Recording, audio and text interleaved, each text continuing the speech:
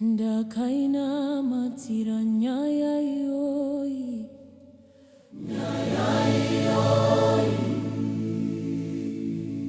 ndichida na zuva nezuva kuna mwari kana nguva yakwana zvicha manifesta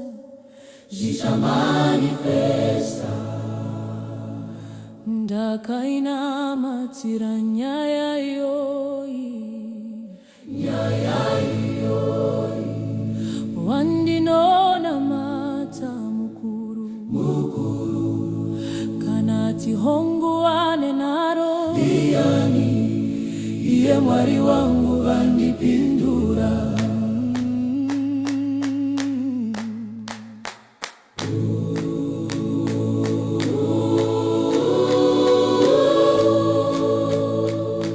ndaingoti moyo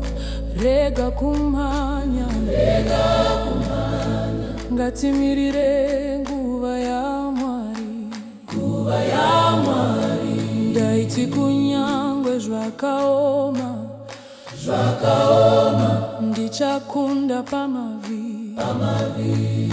zvino zvese zvaita pachena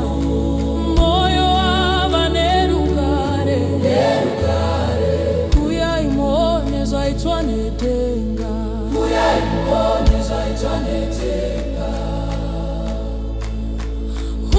muone zvaitwa nedenga ndakamboita zvishoma asi handina kusiya munamato ndakati kana zviri zvangu zvichauya nenguva ya mwari testimony moment. Vakazondibvunza vachiti vakasvika sei apa ndakainamatira nyaya iyoyi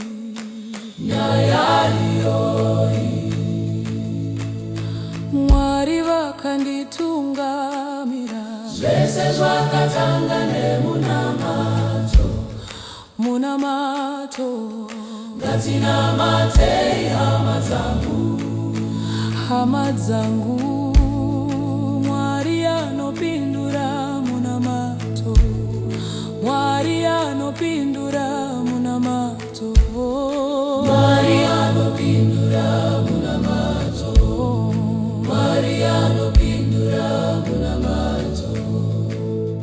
ndakainamatira nyaya yoyi ndichida na zuva nezuva kuna mwari kana nguva yakwana zvicha manifesta ndakainamatira nyaya yoyi wandinonamata mukuru kana tihonguane naro ndiani ye mwari wangu vandipindura zvakaitika nekuti ndakaramba ndichinamata zvicha manifesta Manifesta.